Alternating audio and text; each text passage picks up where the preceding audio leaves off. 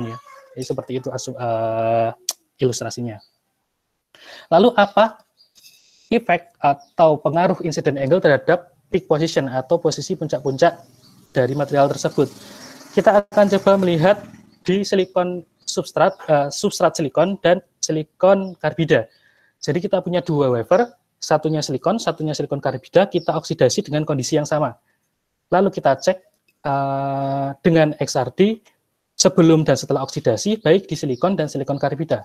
Untuk silikon kita dapatkan bahwa sebelum dan sesudah oksidasi itu kita dapatkan bahwa puncak-puncaknya tidak mengalami pergeseran dengan memvariasikan incident angle di sini. Kita coba dari 0,25 sampai setengah.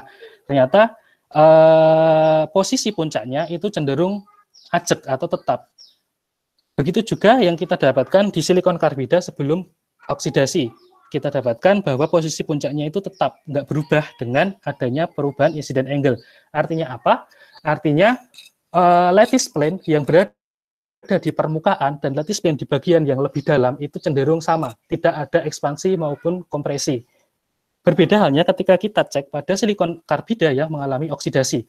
Di sini puncak-puncaknya akan sedikit bergeser ke arah yang lebih tinggi, ke lebih kanan ketika kita tambahkan incident angle-nya. Misalnya 0,28 itu dapatkan sekitar 33,2. Lalu ketika kita gunakan 0,36 itu akan sekitar 33,25 misalnya. Nah, ini artinya di bagian yang lebih di permukaan itu akan memiliki lattice plane atau interplanar spacing yang lebih besar jika kita bandingkan dengan interplanar spacing dari bidang yang sama di daerah atau region yang lebih dalam. Nah, mungkin bisa kita ilustrasikan seperti ini. Nah, kita akan coba melihat pengaruh dari oksidasi itu dengan variasi waktu atau variasi ketebalan oksida terhadap pergeseran puncak-puncak tersebut. Jadi kita siapkan 4 sampel tanpa oksidasi dan sampel dengan oksidasi dengan perbedaan waktu oksidasi atau perbedaan ketebalan SiO2. Jadi ketebalan SiO2 itu akan berbanding lurus dengan waktu oksidasinya. Jadi artinya semakin tebal itu semakin lama oksidasinya kita terapkan. Nah, di sini kita bisa melihat bahwa untuk sampel tanpa oksidasi itu cenderung ajek atau cenderung tetap untuk variasi incident angle di sini dari 0,2 sekian sampai 1,25 kalau tidak salah ingat. Ya ada sedikit peningkatan di sini, cuman tidak sesignifikan apa yang kita dapatkan dari sampel yang mengalami oksidasi. Dan di sini kita juga dengan jelas melihat bahwa sampel SiC yang dioksidasi lebih lama atau dengan lapisan SiO2 yang lebih tebal itu akan menghasilkan difraksi pada puncak yang ditemukan di posisi yang lebih kecil. Artinya apa? Artinya interplanar spacing yang berada di permukaan pada sampel dengan ketebalan oksida lebih tebal itu jauh lebih lebar atau lebih ekspansinya lebih besar ketika kita bandingkan dengan sampel yang dioksidasi dengan waktu yang lebih singkat atau oksida yang lebih tipis. Nah, ilustrasinya seperti ini. Ketika kita oksidasi semakin lama, nanti di bagian permukaannya akan semakin terekspans atau melebar. Data ini adalah hubungan antara incident angle dan peak position tadi ya, atau theta chi-nya. Nah, data ini bisa kita konversi menjadi kurva di bagian yang kanan hanya dengan hukum Bragg biasa ya. Jadi sudut kemudian kita konversi menjadi interplanar spacing. 1 bar 0,1, 1 bar 0,0. Nah, strain itu sendiri kita definisikan atau kita asumsikan sebagai lattice distortion yang kita temukan di bidang 1 bar 00 ini. Nah, ketika kita lihat setelah kita konversi seperti ini, incident angle-nya kita konversi menjadi penetration depth, kemudian sudutnya kita konversi menjadi interplanar spacing. Di sini terlihat bahwa di bagian permukaan atau di kedalaman misalnya sekitar 100 nanometer itu memiliki interplanar spacing yang jauh lebih tinggi jika kita bandingkan dengan daerah yang lebih dalam. Di sini kita lihat bahwa di daerah yang sekitar 1 mikron itu sudah hampir mendekati 2,683, 2,684 yang merupakan karakteristik interplanar spacing pada sampel yang belum mengalami oksidasi. Jadi cukup jelas di sini. Sedangkan peningkatan waktu oksidasi ini akan meningkatkan interplanar spacing di bagian permukaannya. Oke, mungkin agak cepat ya. Nah, lalu kita coba melihat estimasi berapa dalam sih sebenarnya distorsi itu terjadi hanya Ini hanya kasar ya, estimasi kasar, karena kita tidak bisa menentukan langsung dari XRD berdasar tanpa menggunakan instrumen lain ya. Ada misalnya kalau TEM scanning TM atau apa ya namanya, saya agak lupa, itu bisa tapi hanya pada batas tertentu, tidak bisa sedalam ini. Jadi untuk SRD kita coba menggunakan simulasi, jadi kita ambil misalnya satu sampel 12 cm, kemudian kita plot distortion versus penetration depth, kemudian kurvanya seperti ini, kita ambil atau kita buat kurva simulasi yang merah ini, kita tentukan persamaan garisnya, lalu kita integrasikan untuk menghitung luasan daerah di bawah ini. Jadi asumsinya bahwa apa yang kita dapatkan di bagian lebih dalam, itu sebenarnya adalah kontribusi juga dari pengukuran yang berada di bagian depan, bagian permukaan maksud saya.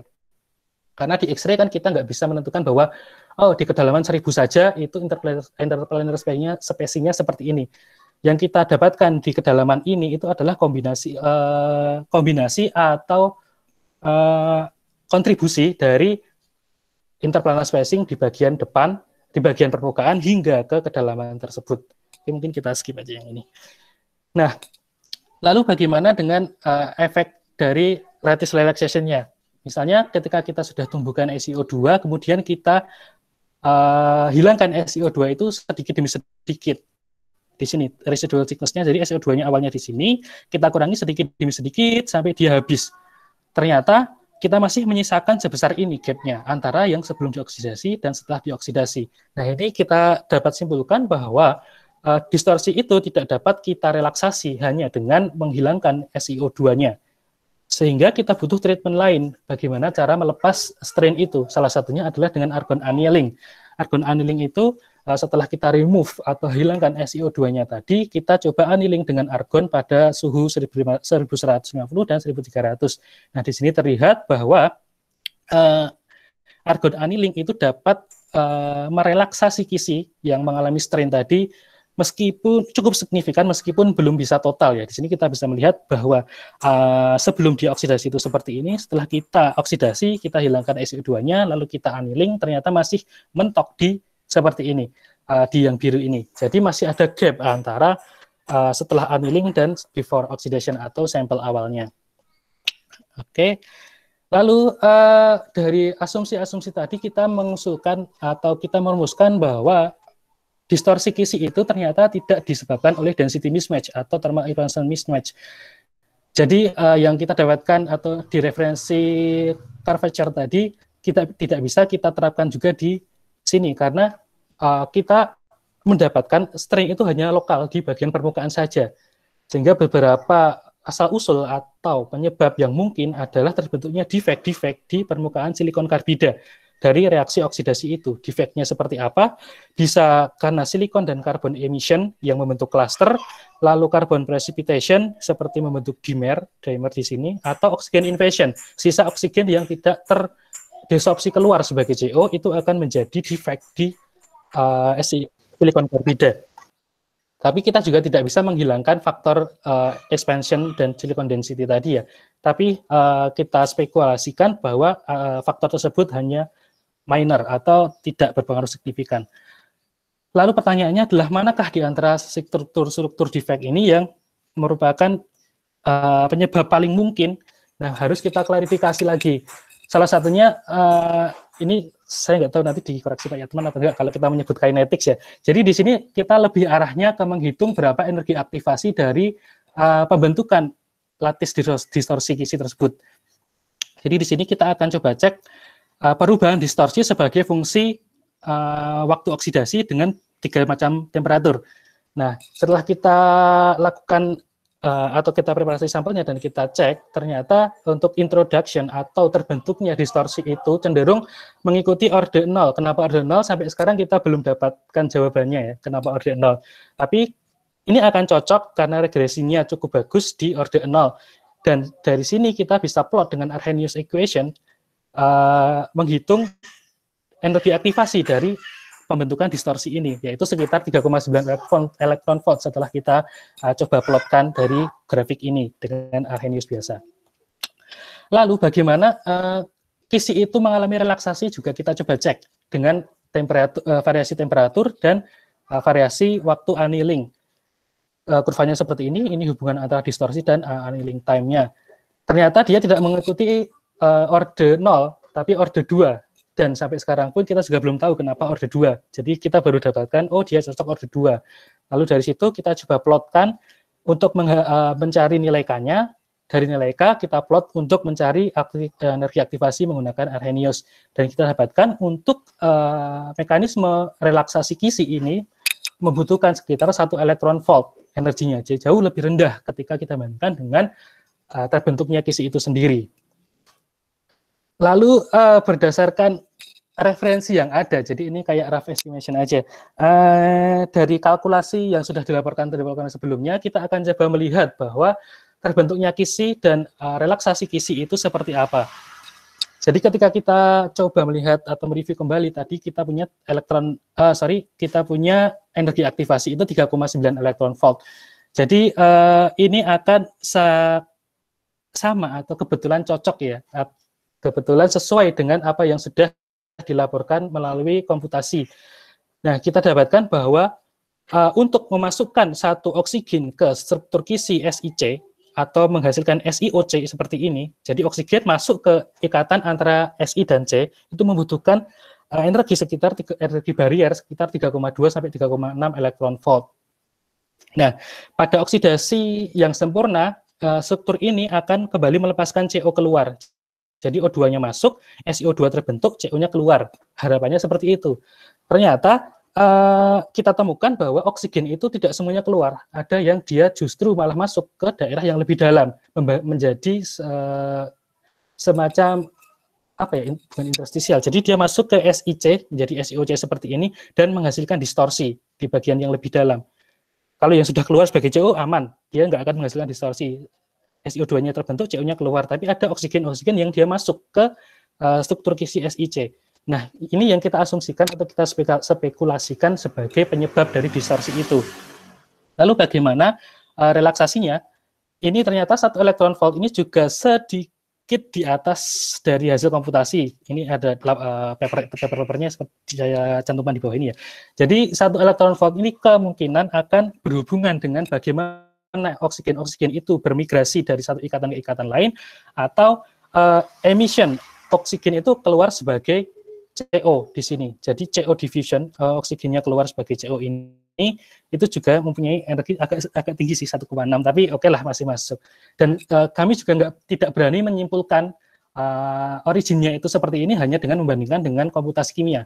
Kita tidak bisa menyimpulkan seperti itu, sehingga kita butuh analisis lain untuk membuktikan bahwa memang oksigen itu sebagai penyebab dan memiliki peran penting dalam pembentukan distorsi kisinya.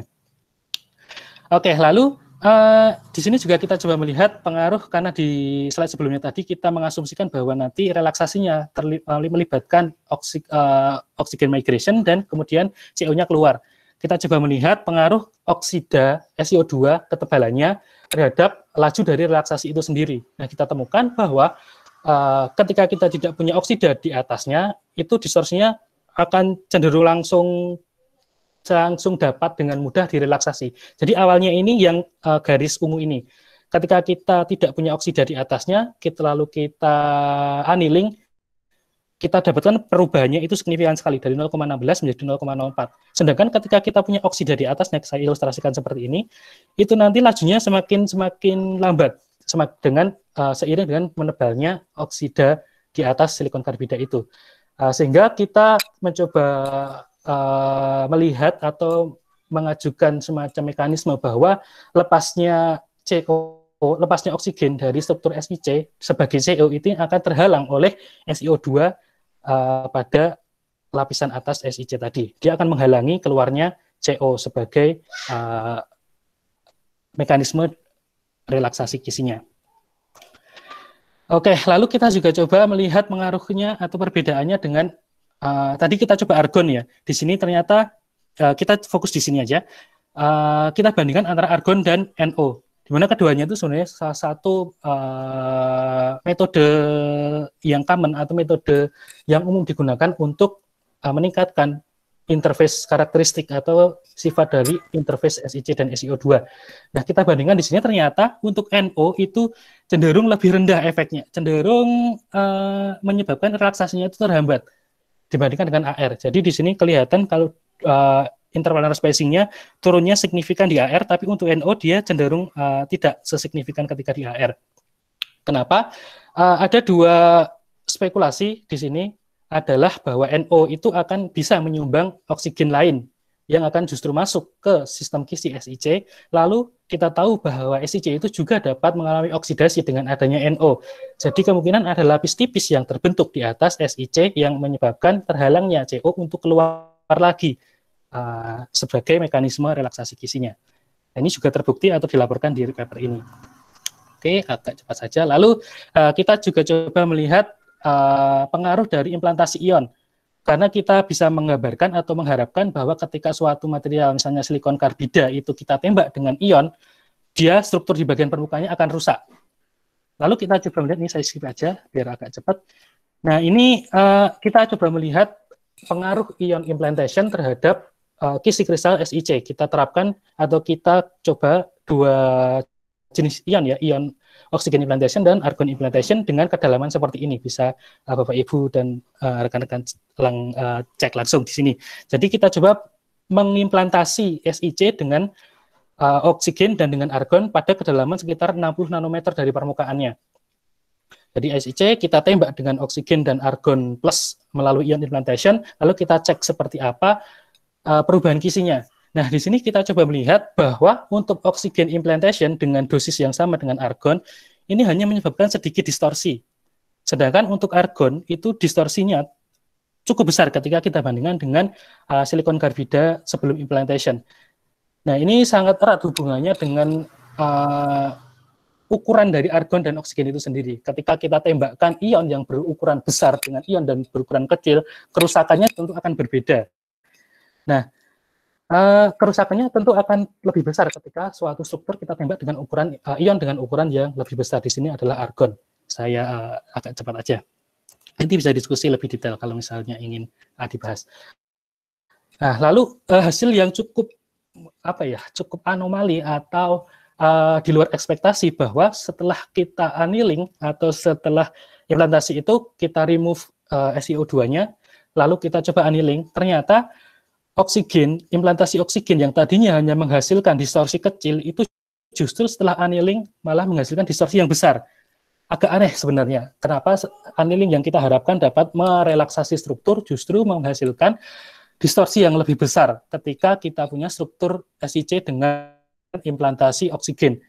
Kalau untuk argon kita bisa lihat dia mengalami relaksasi. Begitu juga dengan SiC yang mengalami thermal oksidasi, dia juga terrelaksasi sangat dominan. Tapi untuk oksigen, SiC yang mengalami ion implantasi dengan oksigen, justru menghasilkan distorsi yang sangat signifikan di sini. Salah satunya, perkiraan kami dulu adalah oksigen yang tadinya belum masuk ke SiC, belum masuk ke struktur ikatan SiC, justru masuk setelah adanya annealing. Jadi, kita coba gambarkan, ilustrasikan seperti ini ya. Argon implantation kemudian masuk hanya merusak struktur di permukaan sehingga defeknya adalah silikon atau karbon interstisial dan vakansi sepertinya. Hanya itu. Tapi untuk oksigen itu justru interstisial dan vakansinya sedikit karena di awal tadi kita hanya dapatkan sedikit distorsi. Tapi setelah annealing itu justru malah oksigennya masuk ke struktur SiOC. Jadi membentuk SiOC yang ini akan secara dominan menghasilkan distorsi jika kita bandingkan dengan terbentuknya interstisial dan vakansi itu sendiri. Nah, ini juga hanya asumsi, harus kita buktikan lagi. Nanti di akhir kita coba buktikan. Nah, oke. Lanjut, kita coba cek dari mekanisme relaksasinya. Kalau kita bandingkan antara oksigen yang terimplantasi argon, SiC yang terimplantasi argon, lalu SiC yang terimplantasi oksigen, dan thermal oksidasi. Di sini kita melihat ternyata trennya beda-beda antara satu jenis material dengan satu jenis implantasi dengan implantasi yang lain.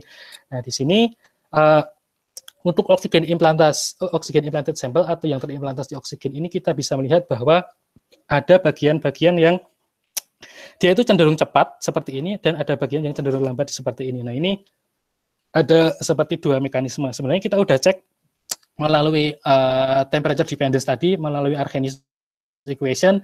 Lalu kita tidak saya cantumkan di sini ya.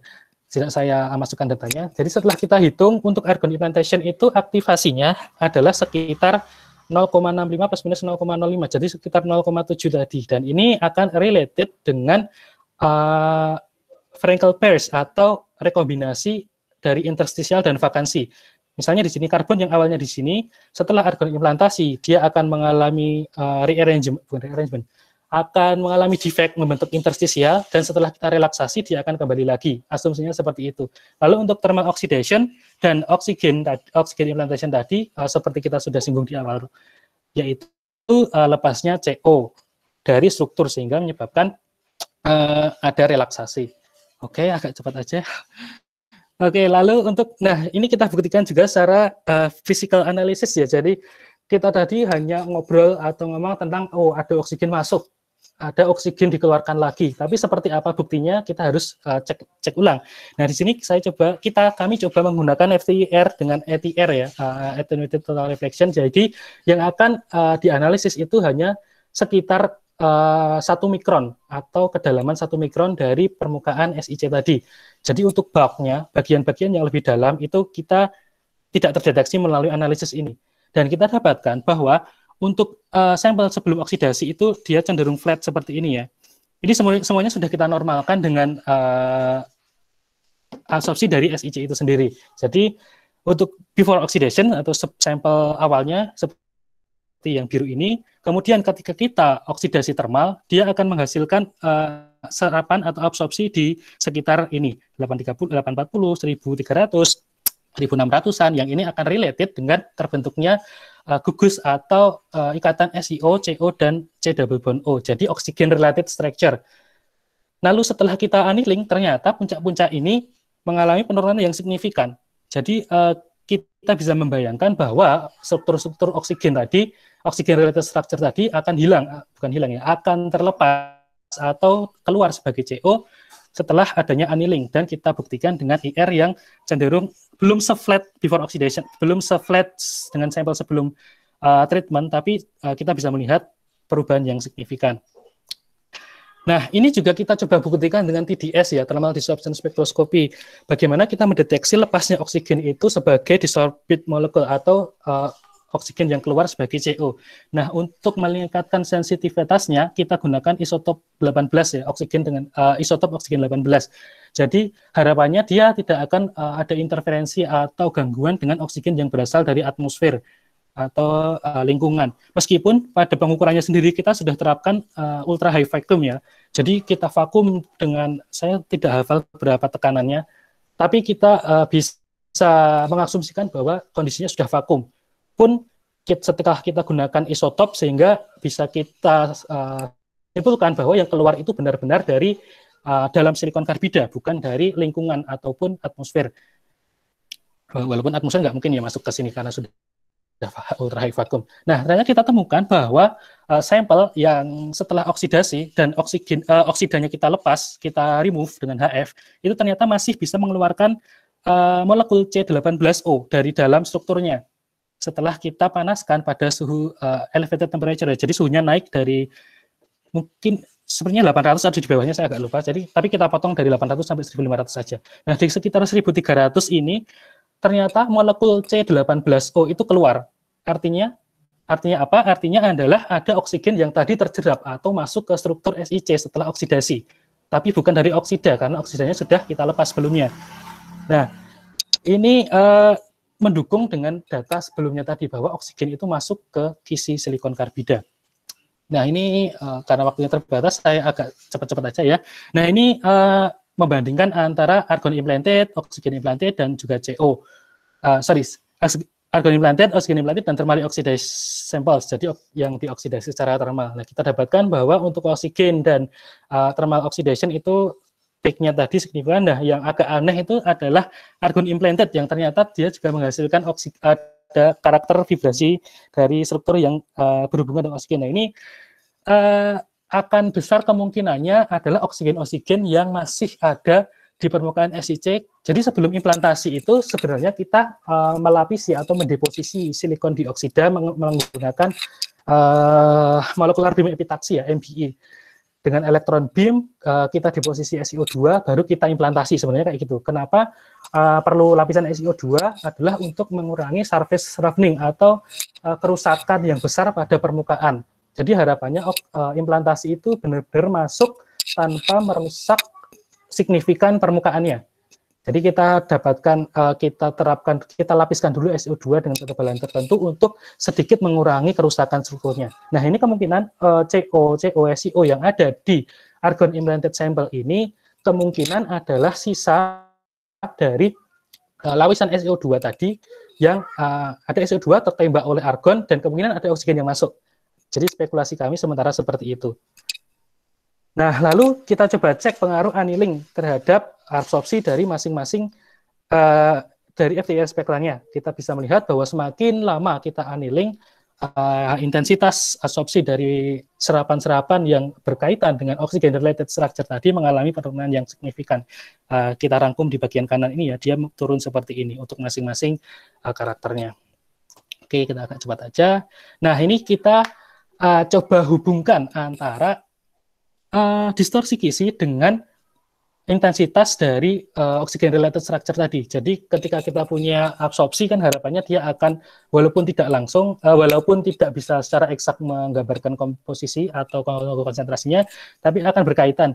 Jadi intensitas dan konsentrasi dari CO related structure tadi akan kita plotkan dengan seberapa besar distorsi yang dihasilkan. Nah, di sini kita lihat bahwa efek annealing ini akan menurunkan distorsi dan ini sebanding dengan penurunan dari intensitas atau absorbansi dari FTIR itu sendiri. Jadi semakin lama kita annealing akan semakin rendah distorsinya, akan semakin rendah absorbansinya, seperti itu maksudnya. Lalu kita coba plot di 3 jenis sampel. Sampel yang dihasilkan dari thermal oksidasi dan sampel yang dihasilkan dari oksigen implantasi dan argon implantasi. Nah, di sini terlihat bahwa sampel yang dioksidasi termal dan sampel yang diimplantasi dengan oksigen itu perubahan distorsinya akan sebanding dengan perubahan dari absorbansi oksigen related structure.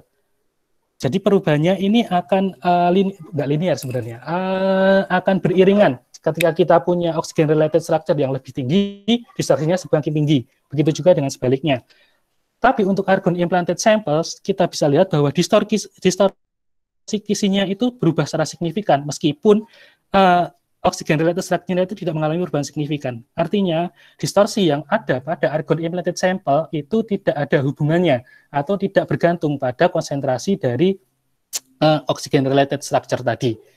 Sehingga ketika kita tarik suatu benang merah atau kita tarik kesimpulannya adalah bahwa distorsi pada permukaan SiC, silikon karbida itu adalah kemungkinan besar itu disebabkan adanya oxidation byproduct dalam bentuk oksigen yang menginvasi silikon karbida, kisi silikon karbida membentuk oksigen related structure. Nah, ini juga kita buktikan dengan beberapa penelitian lain.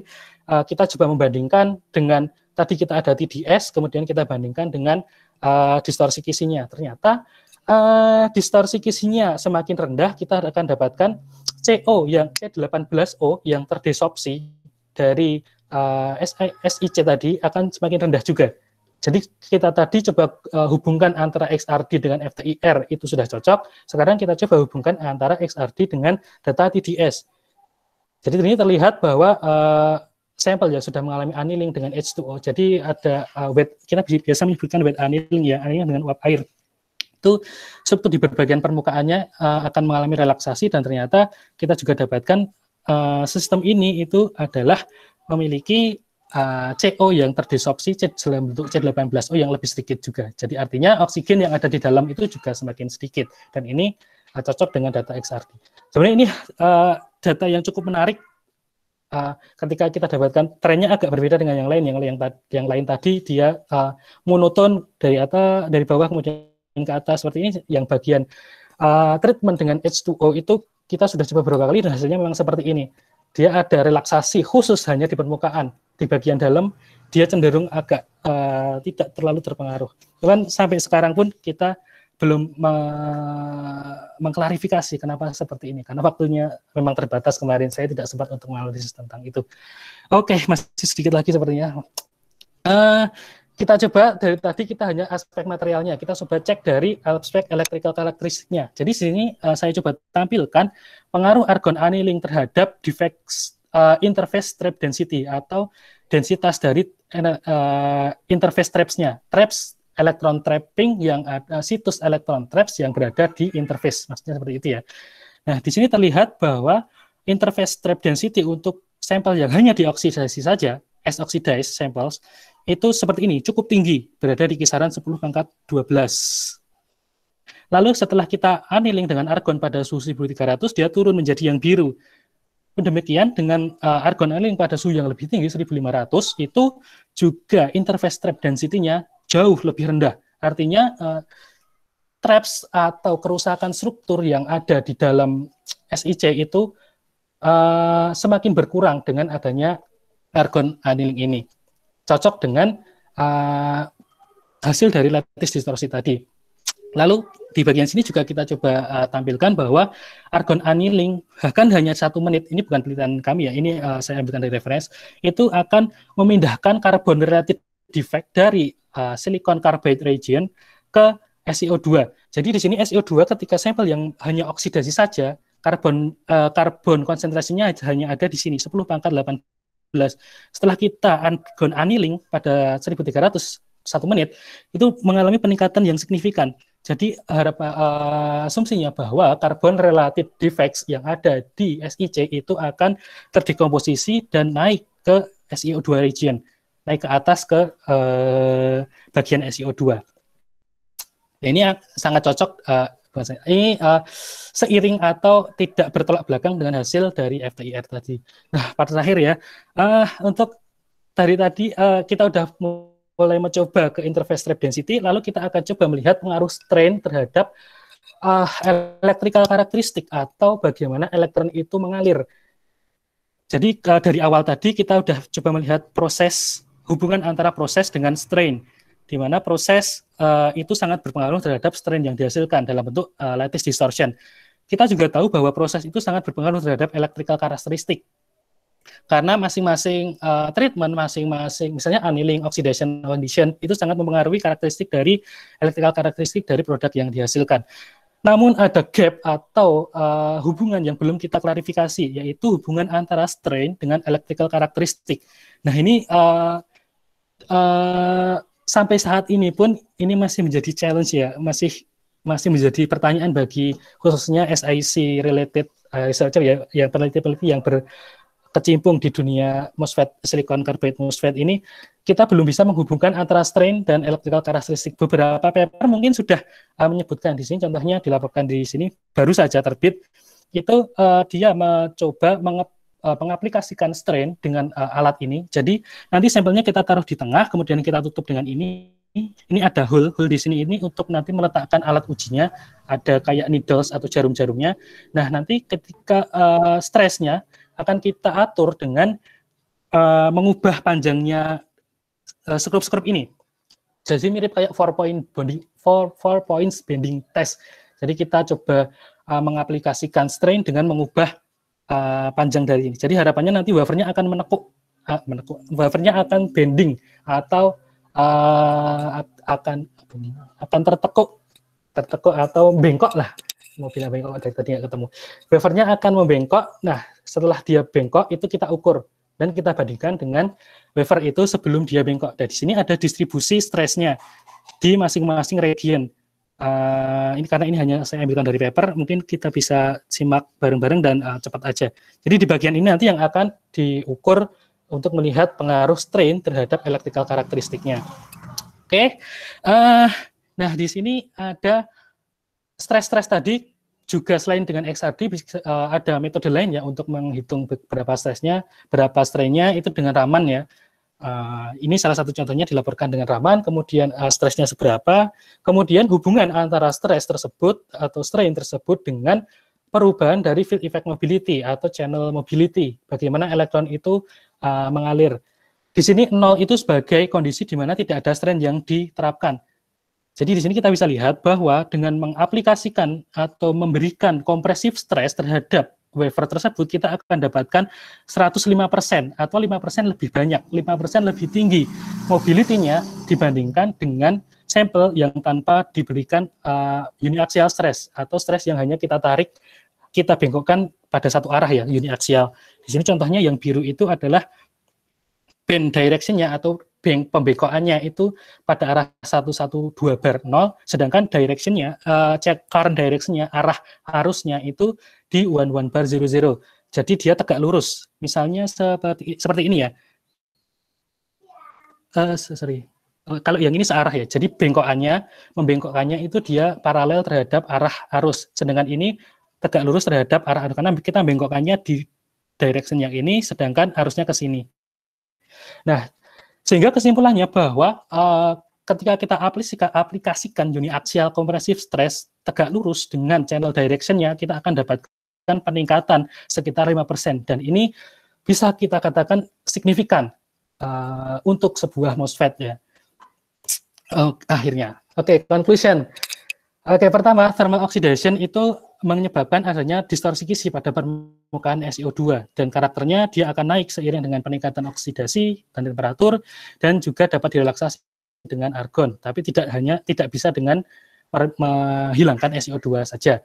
Lalu dari ion implantation dan kinetic study tadi kita bisa menyimpulkan bahwa oksigen itu memegang peranan penting pada pembentukan distorsi kisi. Lalu keberadaan oksigen sebagai penyebab distorsi kisi itu kita bisa buktikan dengan FTIR dan TDS. Dan di part terakhir kita bisa dan harus digarisbawahi bahwa strain itu memiliki signifikan impact atau efek yang signifikan terhadap electrical properties dari SiC MOSFET, dan merupakan seharusnya menjadi salah satu pertimbangan penting ketika kita mendesain MOSFET dengan kinerja yang tinggi. Oke, akhir kata ini saya tuliskan di sini. Kalau di awal tadi kita di judul adalah new electronic materials, jadi di sini arahnya adalah new generation of strain SiC MOSFET, seperti itu. Baik, matur nuwun Pak Sofyan, atas waktunya saya kembalikan.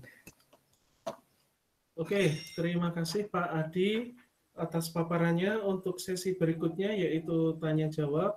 Di sini kami sudah menerima beberapa pertanyaan. Yang pertama dari Ibu atau Mbak ya, ini Mbak aja biar enak. Mbak Desi Nur Astuti.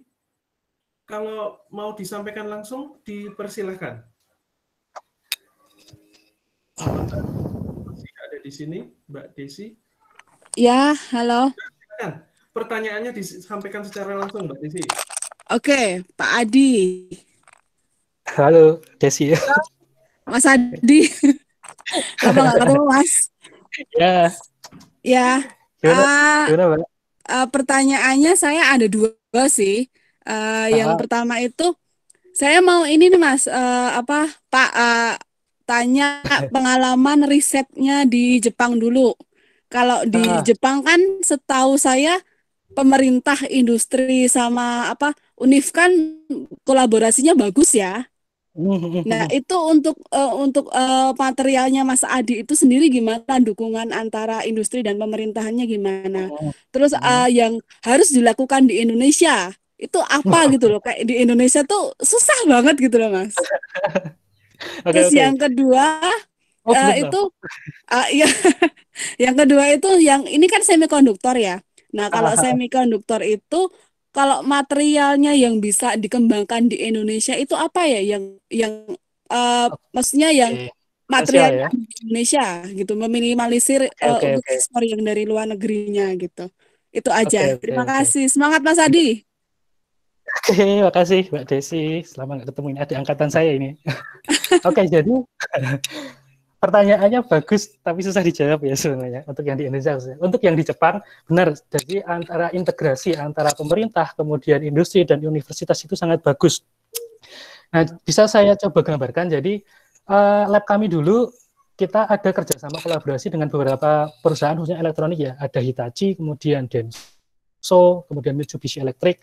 Nah, beberapa sampel bentuk kolaborasinya adalah beberapa sampel mereka sediakan untuk nanti kita treatment di lab kami, dan hasilnya nanti akan kita bahas bersama, kita gunakan sesuai dengan kepentingan bersama. Nah, contohnya sebenarnya ini tadi ada bagian yang saya skip, yaitu electrical characteristic atau electrical performance. Sebenarnya saat di sana kemarin saya sudah mencoba sendiri. Jadi kalau tadi kan saya hanya tampilkan dari paper ya. Sebenarnya di bagian yang ketiga tadi tentang electrical characteristic itu kemarin kami pun sudah nyoba. Jadi kita membenggokkan sampel dan kita cek karakteristiknya. Dan itu sampel dari mana? Adalah sampel pure dari Hitachi.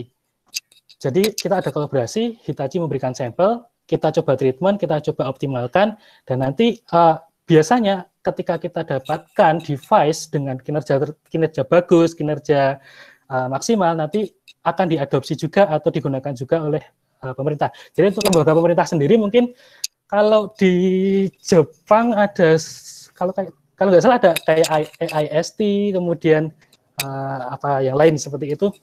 Kita saling berkolaborasi satu sama lain, dan pemerintah juga mendukung dengan gelontoran dana yang tidak sedikit ya untuk lab untuk proyek ini saja. Kalau tidak salah dulu profesor saya sekitar 40M 50M untuk bagian SiC MOSFET-nya. Lalu yang kedua di Indonesia ya, di Indonesia itu karena khususnya di Jepang dan di negara-negara lain ya mungkin industri elektronik sangat pesat ya perkembangannya. Ada berbagai macam pabrik atau pusat elektronik yang ada di Jepang, sehingga ketika riset kita sangat berkaitan dengan improvement atau peningkatan performa dari material elektronik, ini nanti akan sangat mudah diadopsi oleh industri-industri tersebut. Kalau di Indonesia sih kebetulan untuk industri elektronik lebih ke manufaktur ya, lebih ke apa ya, menyusun ya, bukan ke improvement di bagian core-nya, di bagian dalamnya. Tapi berkaitan dengan pertanyaan yang kedua, strain ini tidak terbatas di silicon carbide tentu saja ya.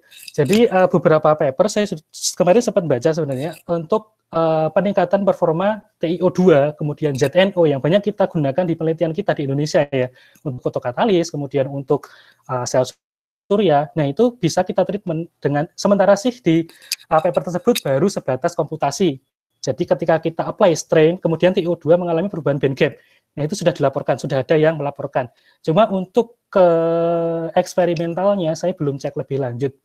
Nah, mungkin ini potensi bagi kita yang risetnya di bidang energi, fotokatalisis, kemudian sel surya, kita bisa kembangkan dari aspek strain-nya. Kalau selama ini mungkin kita doping, kita lebih ke gimana menggeser atau menyempitkan band gap hanya menggunakan doping. Tapi kita tidak melihat bagaimana aspek strain-nya. Nah, mungkin untuk kedepannya sama-sama kita doping, tapi bukan ke doping density yang kita bahas, tapi lebih ke aspek strain-nya. Pun ini kalau kita lihat silikon yang mengalami strain itu mengalami perkembangan pesat di sekitar 1990-an ya, di mana di situ mulai ada prosesor berkinerja tinggi dan lain-lain. Itu salah satu keluaran atau salah satu impact dari strain itu. Oke, mungkin seperti itu sementara. Oke, gimana Mbak Desi? Udah cukup puas dengan jawabannya ya? Cukup Pak, nanti kita sambung lagi saja. Oke, berikutnya ada pertanyaan dari Mas Alvin Givari. Kalau ada silahkan, Mas Alvin. Assalamualaikum warahmatullahi wabarakatuh. Selamat pagi Pak Adi. Maaf saya mau nanya, berdasarkan pengalaman saya untuk memproduksi MOSFET itu membuat layer AU-nya itu menggunakan thermal evaporation. Itu ada strategi lain untuk membuat layer AU selain menggunakan thermal evaporation, karena kan kalau thermal evaporation itu harus ditempatkan di apa itu namanya, kayak vacuum chamber ini. Iya Pak, kan itu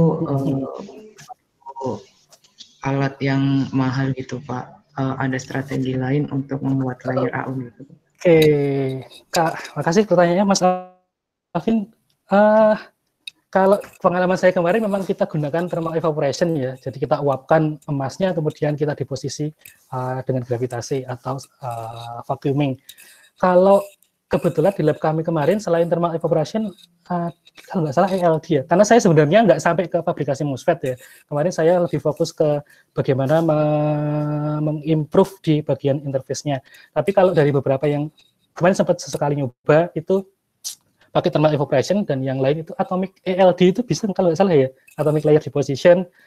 Kalau untuk electron beam itu sebenarnya nggak bisa ya, molekular beam epitaksi itu lebih banyak ke oksida dan molekular. Kalau titanium sepertinya bisa pakai MPE. Kalau AU sejauh ini mungkin baru thermal evaporation yang banyak kita gunakan di lab kami ya. Kalau mungkin di lab lain atau di tempat lain mungkin ada treatment lain. ELD mungkin bisa ya, setahu saya mungkin bisa. Karena beberapa teman juga pakai ELD untuk mendeposisi emasnya. Tapi kebanyakan memang thermal evaporation sih, karena itu yang paling simple.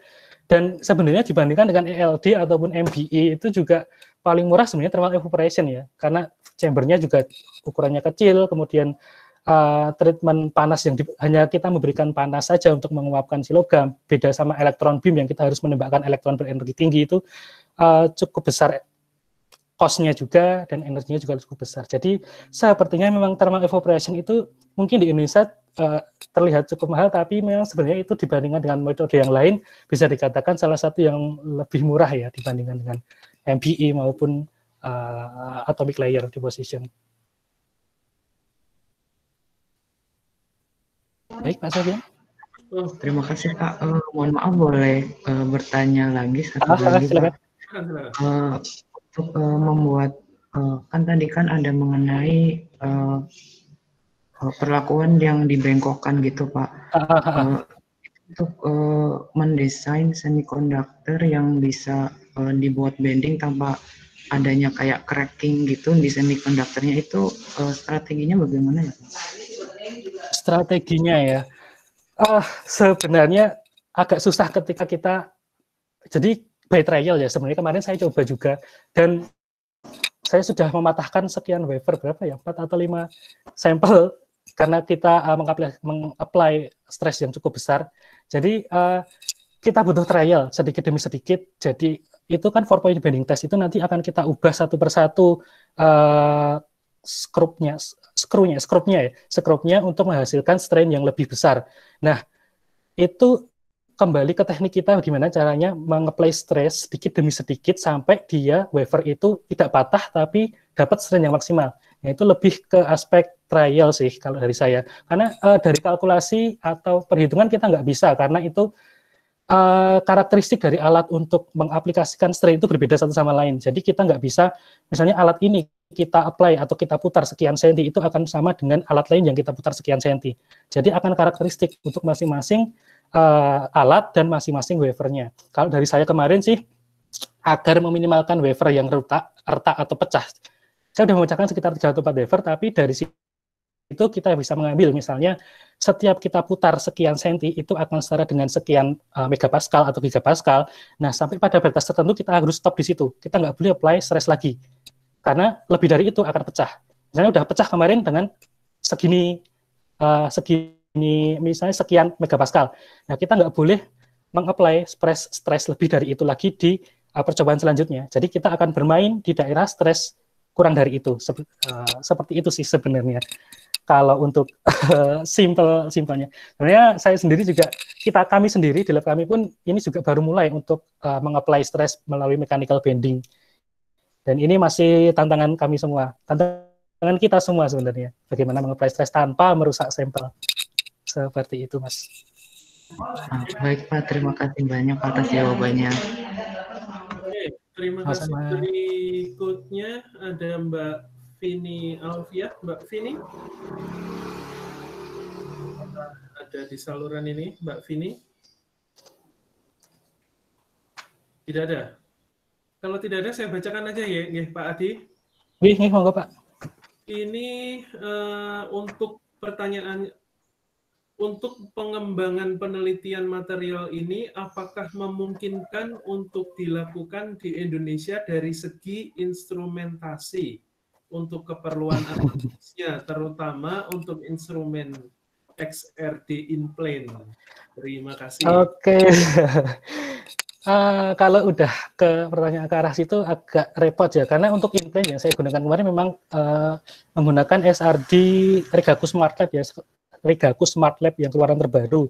Kalau untuk kita gunakan di Indonesia sebenarnya ada salah satu teknik khusus namanya pseudo in-plane. Jadi kita menggunakan alat autoplane untuk analisis in-plane. Nah, caranya scan-nya sama, kita scan-nya theta to theta, tapi kita sampelnya kita tilted atau kita gimana ya? Yang harusnya sejajar dengan bidang seperti ini kita arahkan tegak. Jadi dia akan ketika scan antara detektor dan sudutnya naik, ketika sampelnya kita tegak lurus di bidangnya, bukan horizontal tapi vertikal, jadi itu akan mirip dengan karakter in-plane XRD. Jadi kita mencoba in-plane dengan alat autoplane dengan metode pseudo in-plane. Scan-nya theta to theta, tapi sampelnya yang kita arahkan tegak lurus, bukan mendatar. Salah satunya kayak seperti itu. Cuman saya itu juga karena hubungannya nggak hanya di gimana alat itu digunakan, tapi juga ada software-nya itu apakah kompatibel dengan alatnya. Saya nggak tahu kalau di kimia UGM sepertinya XRD-nya saya nggak tahu, kemungkinan nggak bisa ya untuk pseudo in-plane. Dan di Indonesia sendiri saya juga nggak tahu di mana yang kebetulan karena baru pulang saya belum ngecek di instansi mana yang bisa melakukan pseudo in-plane maupun in-plane. Kalau in-plane sepertinya agak susah, tapi kalau pseudo harusnya sih masih memungkinkan. Lalu udah ya Pak, yang itu ya Pak. Oke. Sementara itu Pak, jadi masih mungkin menggunakan pseudo in-plane dengan theta atau theta scan, tapi sampelnya yang kita tilted, kita arahkan vertikal. Seperti itu. Oke. Semoga Mbak Vini Alfiah puas dengan penjelasannya. Satu pertanyaan lagi dari Mbak Vini sepertinya. Oke, Pak. Oke. Untuk implantasi ion digunakan ion O+ dan AR+. Apakah dalam bentuk ionnya karakter dua ion tersebut relatif sama, serta apa saja pertimbangan pemilihan penggunaan ion-ion tersebut? Terima kasih. Terima kasih Pak. Pertanyaan yang bagus nih. Kenapa kita gunakan AR sebelumnya dalam bentuk ionnya? Jelas kita ketika kita implantasi yang kita bisa push untuk menghasilkan energi tinggi tentu saja dalam keadaan ionnya ya, O+ dan AR+. Lalu pertanyaan kedua, karakternya apa? Kita lihat dari faktor ukurannya. AR+ dan O+ itu perbedaan ukurannya jauh lebih besar. Kenapa kita gunakan dua? Sebenarnya kita nggak hanya implantasi dengan dua ion itu ya. Kita ada karbon, ada tambahan karbon. Jadi AR, O, dan karbon sebenarnya. Tapi untuk karbon nggak saya bahas di sini. Kenapa AR? Jadi AR itu yang kita harapkan adalah dia merusak struktur tanpa masuk ke kisi. AR kan nggak akan mungkin masuk ke kisi silikon karbida. Nggak mungkin Si, AR, C kan nggak mungkin. Jadi AR-nya hanya kita gunakan untuk melihat kerusakan struktur tanpa ada atom yang masuk ke kisi. Harapannya seperti atom di luar SiC maksud saya. Ada kemungkinan sih ketika AR ditembakkan nanti karbonnya akan masuk ke karbon dari SiC itu kan membentuk dimer misalnya kayak gitu. Tapi untuk AR-nya sendiri dia tidak masuk ke kisinya. Lalu kenapa O? Karena O di sini tadi di bagian kinetics, kemudian di bagian depan-depan tadi kita ada spekulasi bahwa oksigen itu merupakan salah satu penyebab di pembentukan distorsi kisi ini. Sehingga kita perlu untuk melihat bahwa oksigen yang masuk melalui implantasi itu karakternya seperti apa. Apakah dia mengubah struktur kisinya atau dia cenderung sama, artinya dia tidak merubah signifikan di kisinya. Karena di awal tadi kita lihat bahwa ketika kita implantasi tanpa annealing, O-nya itu nggak berpengaruh signifikan. Dia hanya meningkatkan sedikit saja distorsi. Berbeda ketika kita di thermal oxidation, O-nya signifikan menghasilkan distorsi. Namun itu terbukti ketika kita melakukan annealing pada waktu yang cukup singkat saja. Oksigen akan bisa masuk ke kisi, sehingga kita bisa melihat bahwa distorsinya akan menjadi meningkat secara signifikan dengan adanya O. Jadi seperti itu pertimbangannya, Pak. Kalau untuk karbon sendiri, sebenarnya kita juga ingin melihat terbentuknya dimer atau terbentuknya clustering karbon di SiC. Cuman untuk karbon tidak saya tampilkan di sini karena dia ketika di awal pun dia tidak signifikan, setelah di annealing pun nggak ada pengaruh apa-apa. Jadi hampir nggak berpengaruh untuk karbonnya sendiri. Jadi O dan karbon kan sebenarnya secara ukuran mirip, nggak terlalu beda signifikan. Beda dengan AR. Sedangkan karbon itu sudah masuk tanpa aniline itu kecil, dengan aniline juga nggak berubah, karakternya akan sangat berbeda ketika dengan oksigen. Oksigen ketika masuk nggak berpengaruh, ketika di aniline dia baru masuk dan menghasilkan distorsi yang signifikan. Seperti itu. Oke, terima kasih Pak Adi. Ini berikutnya, tapi kayaknya agak senada ini pertanyaannya dari saudara atau Bapak atau Mas ya ini. Bapak Theo boleh? Bapak Oh, Theo. enggak. Ini saya juga sambil ngecek Di sini. chatnya. Mas Theo, Kak Theo. Tidak ada, saya bacakan aja nih Pak Adi. Nggih, Pak. Mirip yang tadi pertanyaan. Ada Mas. Ada. Silakan Pak. Halo Mas Adi. Halo Mas Adi, apa kabar? Gimana kabar? Alhamdulillah sehat, Mas. Sebenarnya pertanyaannya sudah ditanyakan sama Vini Alfia sebenarnya, Pak. Oh, Jadi alasannya kenapa kok milihnya AR sama O untuk proses desain material ini? Apa mungkin diimplementasikan material atau unsur yang lain? Sebenarnya arah pertanyaannya sudah dijawab tadi sama. Iya, makasih. Jadi nggak perlu saya konfirmasi lagi ya. Alasannya sama dengan yang tadi. Iya. Oke, terima kasih Pak Theo boleh. Ini kemudian saya cek masih ada pertanyaan sepertinya buat Pak Adi dari Pak Permono Adiputro. Pak Permono, kalau masih hadir. Ya Pak. Silakan. Ya, terima kasih Pak Sofyan dan terima kasih kepada Pak Adi. Saya tertarik terkait pembahasan yang terakhir Pak, yaitu pada saat perhitungan stress and strain pada spektrum Raman Pak, gitu Pak. Nah, yang saya ingin tanyakan itu bagaimana Pak ya cara mengolah data Raman spektroskopi itu menjadi data stress and strain gitu Pak. Karena diketahui kan datanya itu hanya berupa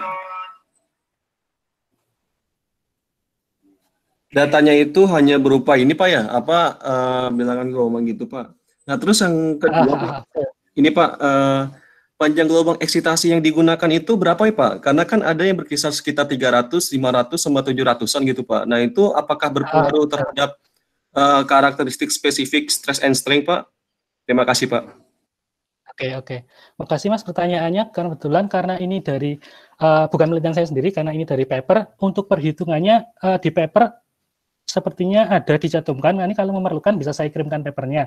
Jadi untuk detailnya ada di sana untuk bagaimana mengkonversi data Raman shift, kemudian untuk dihasilkan berapa stres yang dihasilkan, nanti ada perhitungannya detailnya. Karena tidak mungkin juga saya jelaskan di sini, karena saya sendiri juga karena nggak meneliti secara langsung, detailnya saya juga tidak hafal. Tapi di sini ada ditulis dengan jelas. Ini sambil saya buka papernya, ditulis dengan jelas bagaimana dia mengkonversi Raman shift menjadi berapa stres yang dihasilkan. Nanti ada pertimbangan berapa panjang gelombangnya, kemudian nanti ada berapa stres yang didapatkan dari FEM analisis juga. Jadi kombinasinya tidak hanya dari Raman saja.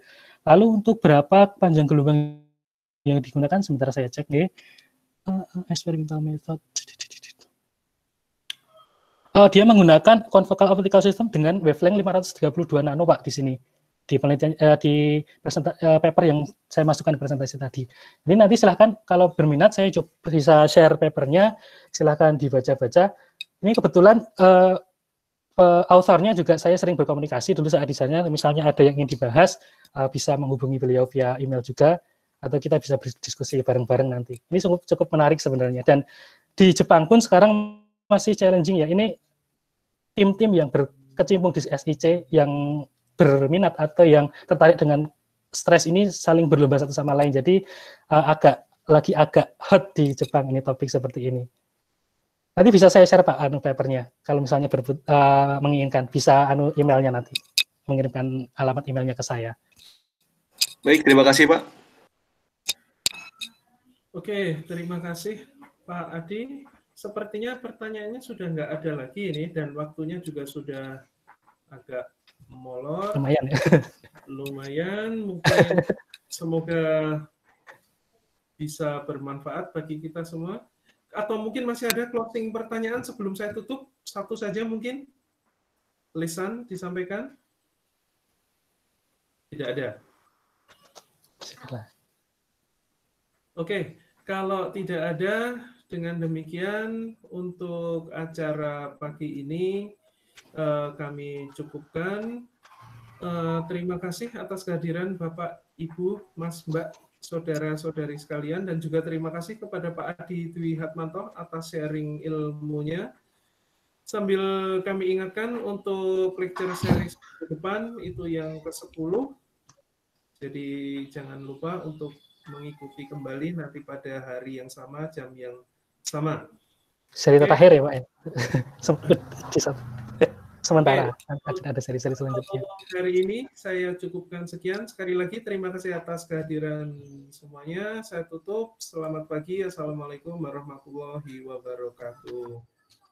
Waalaikumsalam warahmatullahi wabarakatuh. Terima kasih semuanya. Wabarakatuh.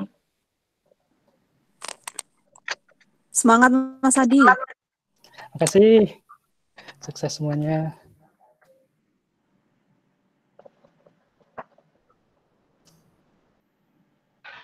Tur nuwun Pak Adi. Oh, sama-sama Adia. Terima kasih Pak Adi. Sama-sama. Makasih semuanya sudah hadir. Ya. Terima kasih Mas Adi. Sampai jumpa. Sehat-sehat selalu di sana. Sama-sama Mas Tio. Sehat-sehat ya.